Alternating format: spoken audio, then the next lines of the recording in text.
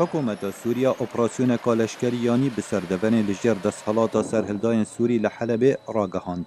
لدم جارکادی بزابن راگرتنا شری و رین چار سرکرنا شر نافخوی سوریه به انجام بون.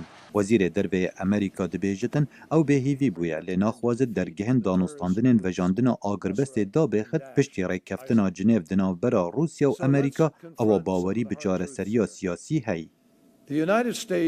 وڵاتن یەکگرتین ئەمریکا بە بەردەوام باوەڕ دکە ئەو نەخشە لە جنێڤ هاتی دانان نەخشەک ڕاستە و توێ باوەڕێدایەک و چارەسەریە لە سووریێ بڕێکێن لەشکەری پێک نایە دەوێ لە سووریێ چارەسەری سیاسی بە داک و تونند و تیژە کومەڵێن تەروریزم داوی بهێت لآلیه خو وزیر درویه روسیا همان بوچونا هفبری خوی امریکی درباره آگربستا سوریه هبو لیدیتنا هر دو ولاتان دو استراتیجین جدانه و لزور خالان یک ناگرن.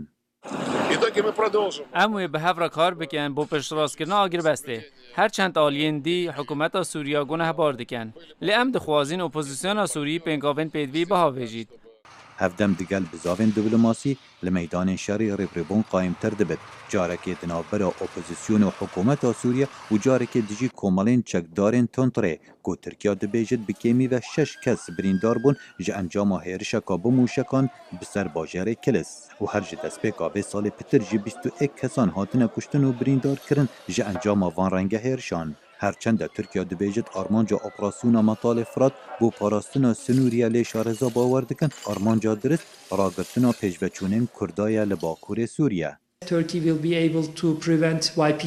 Türkiye ve dikare relber peştaşını YPG bigre ku Afrina Kobani negejin hevdu. Türkiye baber dikar ku ev dikare jbe penaberin Suri devereke parasti le Bakur Suriye ava bike. لی واشنگتن وزیر براوانی لبردم کمیته کنگرس امریکا پیداچون لسر روشا لشکری و حوالبندی دیجی داعش و آلوزین دیگر روسیا و آلیکاریا کردان کرد. از پشتوانیا کار دگل کردان دکم او مچک بوان برهف کریه او بحرکن جه حسده و ام پشتوانیا هر بزاوکی دکن بو آزاد کرنا رقا.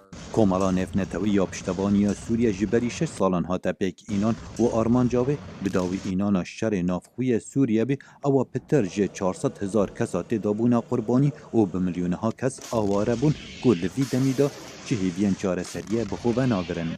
خالد فتاح دنگ امریکا